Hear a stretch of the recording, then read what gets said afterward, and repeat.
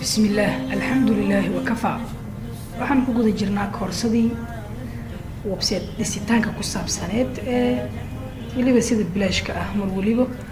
aan ku dhiseynay waxaan markaana wali inoo socday oo aan ka bixin waxyaabaha background-ka ka dhacaya ee muhiimka ah amaba uu la gaarka yahay WordPress bal aan dashboard si toos ah u taga hadda meelaha qaadaqadaha qaar ay inoo furan si ay inoo ka xirmaan waayahay markaan waxaan baranaynaa uu ku saabsan yahay darsigan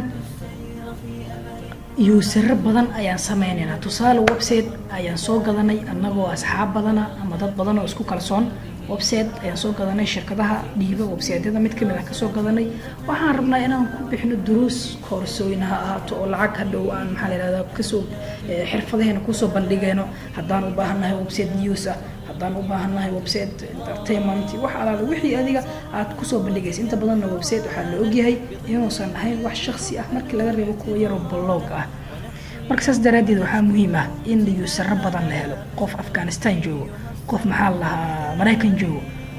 qof maxaa la dhahaa Ethiopia joogo qof maxaa la dhahaa Makka magaalada Makka maxaa la inta joogo Saudi iyo qof Soomaali joogo intaba inay halkaas website wada sharxi karaan ay maxaa la yiraahdaa dhamaantooda si qurux badan website-kaasi uu u noqdo qof walibana darsigii iyo qaybtii uu qaabilsanaa website-kaas day news tahay uu uga soo muuqdo sidee ku suurtagelaysaa marka arrintaas hadda kaliya website-kan waxaa ognahay inaan kusoo galno hal user aan isku xirno kuwan oo dhan hal user oo kaliya ayaan kusoo galnaa marka waxaan tagaynaa dhanka iyo users add new ayaan leenahay marka adniyo markaan dhan halkan waa aragtaa wuxuu ina siiyay macluumaad dhammaystiran oo ku saabsan qaabkee ayaan u sameynaa user qof kaleeto oo saaxiibkayga ah ama qof kaleeto ila mid ah oo maxaa la website-kan wax ka leh si uu asna dhinaciisa uga soo galo waxaanoo dhan hadda inta badan muhiim ma wada aha in la wada buuxiyo kaliya waxaa muhiim ah midda koowaad ee aragtaan ee username halka uu qofka kusoo galayo qofkaas kale muxuu kusoo gali karaa is leedahay waxaan ka dhigayaa tusaalo qofkaas wuxuu kusoo galayaa haddii saaxiibkii uu yahay oo kale kahraba oo magacayga iska dhig kahraba ayuu kusoo galayaa oo username-ka ah marka hadda password oo kaleeto halkaan bal iga xir waa password macnaha mid ku saabsan maxaa la yiraahdaa password ayaga ay si toos ah ku siinayaan waay oo aad u adag runtii maxaa la dhahaa wanaagsan qaabkii loogu talagalayna ah markaan hadda si ayna arintaas u dhicin waxaan suubinayaa ma u baahni password caadi ah waxaan u baahan iska fudud laakiin waxa xaqiiqo ah markii website-da la dhisay inta badan ha isticmaalna magacyada caadiga ah oo tusaale hadii aan hal show dhaho magacyada caadiga ah oo hebel asana iyo fartan sidaana aragtaan iyo waxyaabaha ha isticmaalina dabcan sida asaga aragtaan wuxuu ku siinayaa lambaro badan oo isku qasan oo brute force wax la yiraahdo in lagu sameeyo adag tahay ama la soo weeraro tusaale sidaan isku xijinaya oo far waaweyn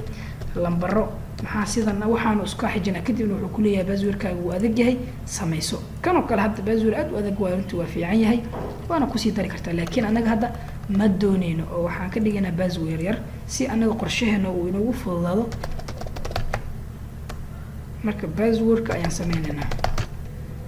waayahay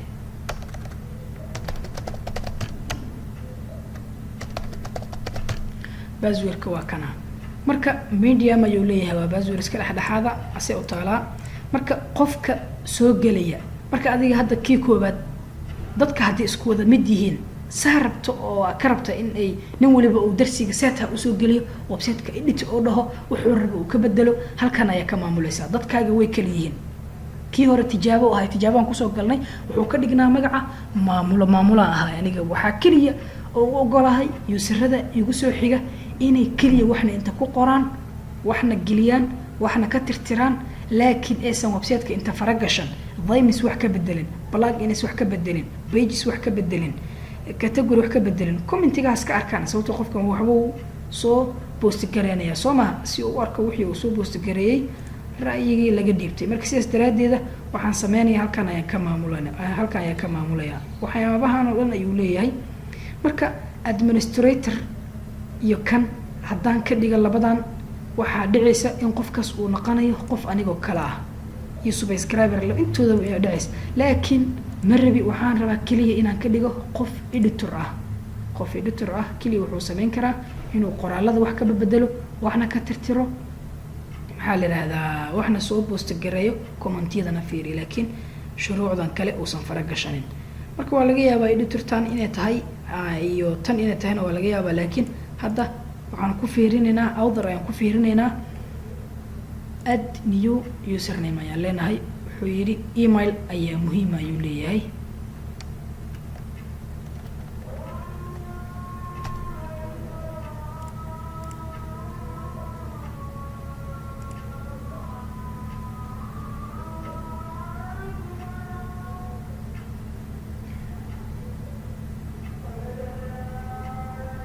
aragtaan waxaa meesha kusoo biiray laba user, kii hore oo tijaabo ahaa iyo sidoo kale kahrabaa.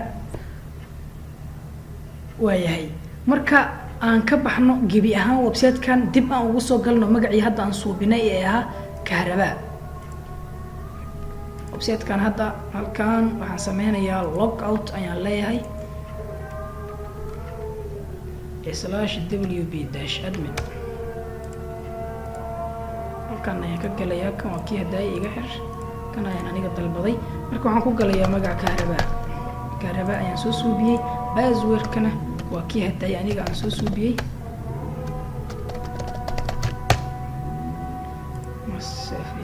passwordka ayaan dalday.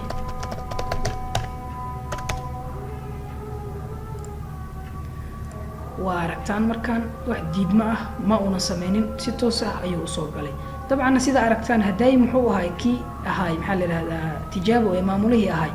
muxuu inta ka sameyn karay? wuxuu sameyn karay pluginski, appearance, users, waxyaabahaas in wax ka bedeli karay. ama hadda ninka authorka ah waa qof kamid ah dadka editorkaaga, maxaa la wararka iyo waxyaabahaas website kugu qoraa kaliya intaan ayaad u ogolaatay oo aad siisay inuu post inta tago wuxuu rabo soo post gareeyo, all post inuu fiiriyo, maxaa la yiraahdaa new intuu dhaho post uu ku qoro. في قسم الدراسات التقينا ومن علم الشريعة كم سقينا نهلنا منه حتى لاح فينا ضياء الحلم من بعد النضال مضينا للدراسة كل يوم نشد السير في أمل وعزم فقلدنا التخرج تاج حلم بلغنا في تقلده المعالي ففي قسم الدراسات التقينا ومن علم الشريعة كم سقينا نهلنا منه حتى لاح فينا ضياء الحلم من بعد النضال